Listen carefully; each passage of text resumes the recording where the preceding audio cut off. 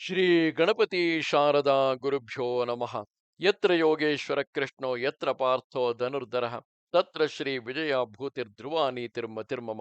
ಶ್ರೋತೃಗಳಿಗೆ ಶ್ರೀ ಅಳಸಿಂಗರಾಚಾರ್ಯ ವಿರಚಿತ ಶ್ರೀ ವ್ಯಾಸ ಮಹರ್ಷಿ ಪ್ರಣೀತ ಶ್ರೀಮನ್ ಮಹಾಭಾರತದ ಶಲ್ಯ ಪರ್ವದಲ್ಲಿ ಬಲರಾಮನು ಕಪಾಲಮೋಚನವೆಂಬ ಔಷನಸ ತೀರ್ಥಕ್ಕೂ ಅಲ್ಲಿಂದ ಉಷಂಗವ ತೀರ್ಥಕ್ಕೂ ಹೋದುದು, ಉಷಂಗು ಚರಿತ್ರೆ ಪ್ರಥೂದಕ ತೀರ್ಥಕ್ಕೆ ಬಂದು ಸ್ನಾನ ಮಾಡಿದುದು ಎಂಬ 40ನೆಯ ಅಧ್ಯಾಯಕ್ಕೆ ಸ್ವಾಗತ.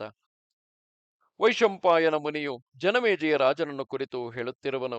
ರಾಜೇಂದ್ರ, ಅಲ್ಲಿ ಬಲರಾಮನು ಮಂಕಣ ಮುನಿಯಲ್ಲಿ ಬಹಳ ಭಕ್ತಿಯನ್ನು ತೋರಿಸುತ್ತಾ ಅಲ್ಲಿದ್ದ ಆಶ್ರಮವಾಸಿಗಳನ್ನೆಲ್ಲ ಪೂಜಿಸಿ ಅಲ್ಲಿಯೇ ಆ ರಾತ್ರಿ ತಂಗಿದ್ದು ಬ್ರಾಹ್ಮಣರಿಗೆ ವಿಶೇಷ ದಾನಗಳನ್ನು ಮಾಡಿದನು.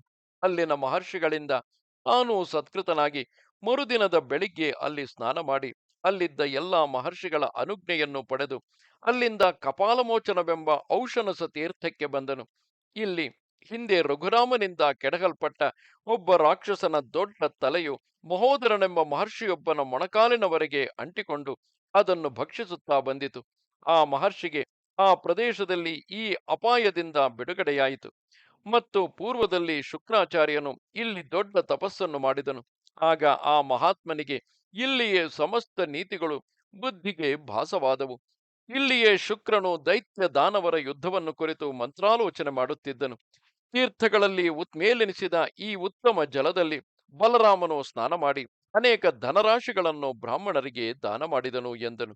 ಆಗ ಜನಮೇಜಯನು, ಮುನೀಂದ್ರ, ಆ ತೀರ್ಥಕ್ಕೆ ಕಪಾಲಮೋಚನವೆಂಬ ಹೆಸರೇಕೆ ಬಂದಿತು?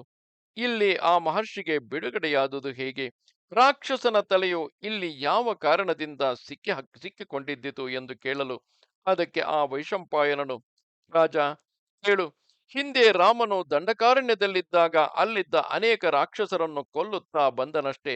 ಜನಸ್ಥಾನದಲ್ಲಿದ್ದ ದುರಾತ್ಮನಾದ ಒಬ್ಬ ರಾಕ್ಷಸನ ತಲೆಯನ್ನು ರಾಮನು ತನ್ನ ತೀಕ್ಷ್ಣವಾದ ಕ್ಷುರಾಯುಧದಿಂದ ಕತ್ತರಿಸಿದಾಗ ಆ ದೊಡ್ಡ ಶಿರಸ್ಸು ಒಂದು ಮಹಾವನಕ್ಕೆ ಹೋಗಿ ಬಿದ್ದಿತು. ಅದು ಅಲ್ಲಿ ಆಕಸ್ಮಿಕವಾಗಿ ಸಂಚರಿಸುತ್ತಿದ್ದ ಮಹೋದರನೆಂಬ ಮುನಿಯ ಮೊಣಕಾಲಿಗೆ ತಾಗಿ ಅದರೊಳಗಿನ ಮೂಳೆಯನ್ನು ಮುರಿದು ಅಲ್ಲಿಯೇ ಅಂಟಿಕೊಂಡು ಬಿಟ್ಟಿತು. ಆ ತಲೆಯು ಕಾಲಿಗೆ ತಗುಲಿಕೊಂಡಿದ್ದುದರಿಂದ ಪುಣ್ಯ ತೀರ್ಥಗಳನ್ನು ಪುಣ್ಯ ಸ್ಥಳಗಳನ್ನು ಯಾತ್ರೆ ಮಾಡುತ್ತಿದ್ದ ಅವನಿಗೆ ಮುಂದೆ ನಡೆಯಲು ಸಾಧ್ಯವಿಲ್ಲದಂತಾಯಿತು. ಕಾಲಿನಲ್ಲಿ ನೋವೊಂದು ಕಡೆ, ಆ ಮೃತ ಶರೀರಾವಯವದ ದುರ್ಗಂಧವೊಂದು ಕಡೆ, ಇವೆರಡು ಅವನಿಗೆ ದುಸ್ಸಹವಾಯಿತು.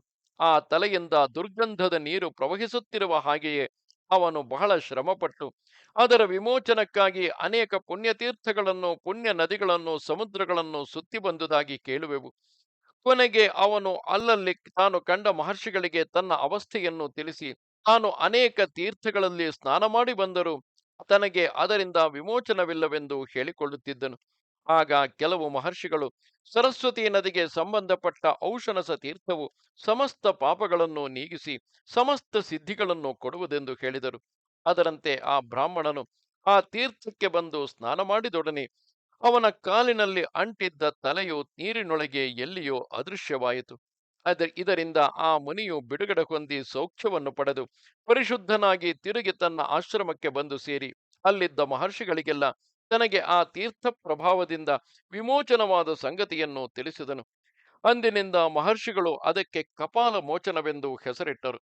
ಆಮೇಲೆ ಆ ಮಹೋದರ ಮುನಿಯು ತಿರುಗಿ ಆ ತೀರ್ಥಕ್ಕೆ ಬಂದು ಅಲ್ಲಿಯೇ ಸ್ನಾನಪಾನಾದಿಗಳನ್ನು ನಡೆಸುತ್ತಾ ಅದರಿಂದ ಸದ್ಗತಿಯನ್ನು ಪಡೆದುದಾಗಿ ಕಥೆಯುಂಟು.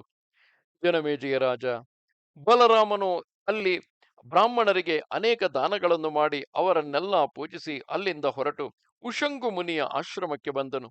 ರಾಜ, ಅದು ಅರ್ಷ್ಟಿಶೇಣನೆಂಬುವನು ಕಠಿಣ ತಪಸ್ಸನ್ನು ಮಾಡಿದ ಸ್ಥಳವು. ಹಿಂದೆ ವಿಶ್ವಾಮಿತ್ರ ಮಹರ್ಷಿಯು ಬ್ರಾಹ್ಮಣ್ಯವನ್ನು ಪಡೆದುದು ಅಲ್ಲಿಯೇ. ಆ ಆಶ್ರಮ ಪ್ರದೇಶದಲ್ಲಿ ಎಲ್ಲ ಇಷ್ಟ ವಸ್ತುಗಳು ಸಮೃದ್ಧವಾಗಿರುವವು. ಅನೇಕ ಮಹರ್ಷಿಗಳು ಬ್ರಾಹ್ಮಣರು ನಿತ್ಯವೂ ವಾಸ ಮಾಡುತ್ತಿರುವರು.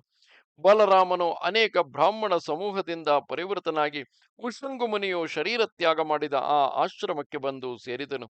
ಆ ಉಷಂಗುವೆಂಬ ಬ್ರಾಹ್ಮಣನು ಯಾವಾಗಲೂ ತಪೋನಿಷ್ಠನಾಗಿ ಬಹಳ ವೃದ್ಧನಾಗಿದ್ದನು. ಅವನು ತನ್ನ ದೇಹತ್ಯಾಗಕ್ಕಾಗಿ ನಿಶ್ಚಯಿಸಿ ಅದಕ್ಕಾಗಿ ನಾನಾ ವಿಧವಾದ ಆಲೋಚನೆಗಳನ್ನು ಮಾಡುತ್ತಾ ಕೊನೆಗೆ ತನ್ನ ಮಕ್ಕಳನ್ನೆಲ್ಲ ಕರೆಸಿಕೊಂಡು, ನೀವು ನನ್ನನ್ನು ಈಗಲೇ ಪ್ರಥೂದಕವೆಂಬ ಕ್ಷೇತ್ರಕ್ಕೆ ಸಾಗಿಸಬೇಕು ಎಂದನು. ಉಷಂಗುವಿಗೆ ಆಯುಃಕಾಲವು ತೀರುತ್ತಾ ಬಂದುದನ್ನು ತಿಳಿದು ಆ ಋಷಿಕುಮಾರರು ಅವನನ್ನು ಸರಸ್ವತಿ ತೀರಕ್ಕೆ ತಂದರು.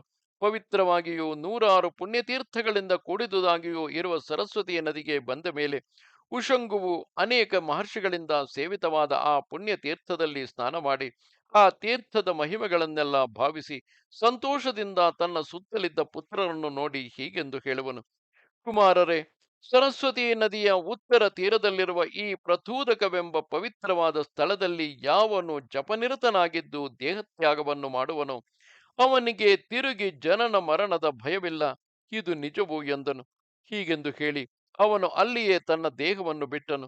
ರಾಜ ಧರ್ಮಾತ್ಮನಾದ ಬಲರಾಮನು ಕೂಡ ಅದೇ ತೀರ್ಥದಲ್ಲಿ ಸ್ನಾನ ಮಾಡಿ ಬ್ರಾಹ್ಮಣರಿಗೆ ವಿಶೇಷ ದಕ್ಷಿಣೆಗಳನ್ನು ಕೊಟ್ಟನು. ಲೋಕಪಿತಾಮಹನಾದ ಬ್ರಹ್ಮನು ಯಾವ ಸ್ಥಳದಲ್ಲಿ ಲೋಕಗಳ ಸೃಷ್ಟಿ ಕಾರ್ಯವನ್ನು ನಡೆಸಿದನೋ, ವ್ರತನಿಷ್ಠನಾದ ಅರ್ಷ್ಟಿಶೇಣನೆಂಬ ಮಹರ್ಷಿಯು ಎಲ್ಲಿ ಮಹಾ ತಪಸ್ಸಿನಿಂದ ವೇದಗಳನ್ನೆಲ್ಲ ಗ್ರಹಿಸಿದನೋ, ಮತ್ತು ಯಾವ ಸ್ಥಳದಲ್ಲಿ ಸಿಂಧು ದ್ವೀಪನೆಂಬ ರಾಜರ್ಷಿಯು ಮಹಾ ತಪಸ್ವಿಯಾದ ದೇವಾಪಿಯು, ಹಾಗೆಯೇ ಉಗ್ರ ತೇಜಸ್ಸುಳ್ಳ ಮಹಾ ತಪಸ್ವಿಯಾದ ವಿಶ್ವಾಮಿತ್ರನು ಬ್ರಾಹ್ಮಣ್ಯವನ್ನು ಸಂಪಾದಿಸಿದರೋ ಆ ಸ್ಥಳಕ್ಕೆ ಬಲರಾಮನು ಬಂದನು. ಇದು 40ನೆಯ ಅಧ್ಯಾಯವು. ನಮಸ್ತೆ ಶಾರದೆ ದೇವಿ, ಕಾಶ್ಮೀರ ಪುರವಾಸಿನಿ, ತ್ವಾಮಹಂ ಪ್ರಾರ್ಥೆಯೇ ನಿತ್ಯಂ, ವಿದ್ಯಾದಾನಂಚ ದೇಹಿಮೆ. ನಮಸ್ಕಾರ.